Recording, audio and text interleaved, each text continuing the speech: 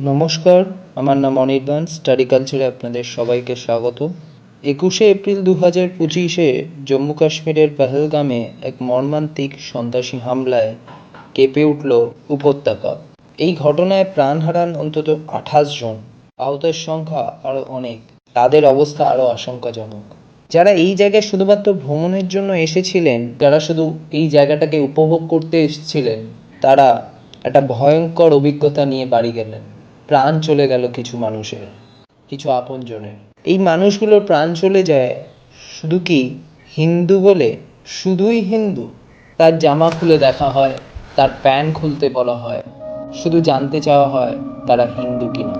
যদি হিন্দু হয়, সেই মুহূর্তেই তাদেরকে সেখানে গুলি করে দেওয়া হয় চোখের সামনে।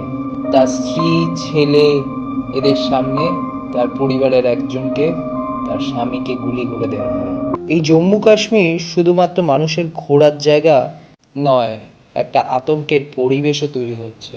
আজকের দিনে দাঁড়িয়ে এই জম্মু কাশ্মীরে আর কেউ যেতে চাইবে কিনা জানি না। সেই জম্মু কাশ্মীর যেটা টুরিস্টের ওপর বেস করে চলে, পহেলগাম লোকেরা ঘুরতে যায় এত সুন্দর সৌন্দর্য দেখতে। সাধারণ মানুষ যেটা স্বর্গরাজ্য ভাবে, যে এখানে গেলে স্বর্গ রাজ্য পাওয়া যাবে, কিন্তু ভাবিনি যে এখানে গেলে তার স্বর্গে চলে যাবে। আবার কাউকে নাকি বলা হয়েছে যে মোদিকে গিয়ে বল। মোদিকে কি বলবে প্রশ্ন হয়ে দাঁড়িয়েছে। কেন্দ্রীয় সরকার গত দুদিনে অনেক স্টেপ নিয়েছে, যেটা এখন খুবই গুরুত্বপূর্ণ, কিন্তু এই জায়গায় জঙ্গিরা ধূলিসাৎ হতে পেরেছে কিনা এই ভয় কিন্তু মানুষের মধ্যে থেকে যাচ্ছে। যারা হয়তো দুদিন আগে বা কিছু মুহূর্তের আগে পহেলগামের ওই স্পটটা থেকে গিয়ে চলে এসছে, তারা হয়তো বেঁচে গেছে। এতগুলো মানুষের প্রাণ চলে যাওয়া, যার 4 দিন আগে 5 দিন আগে বিয়ে হয়েছিল, তার প্রাণটা চলে গেল।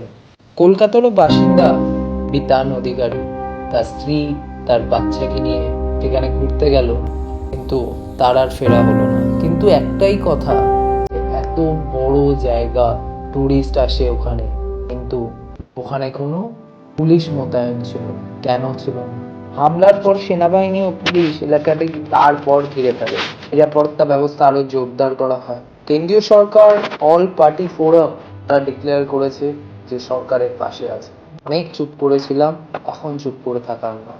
সরকার পদক্ষেপ নিচ্ছে, সরকার জানে এই পদক্ষেপগুলো খুব ইম্পর্টেন্ট। সাপ্লাই বন্ধ করে দেওয়া হয়েছে, ইন্ডিয়া পাকিস্তান পাক বর্ডার বন্ধ করে দেওয়া হয়েছে।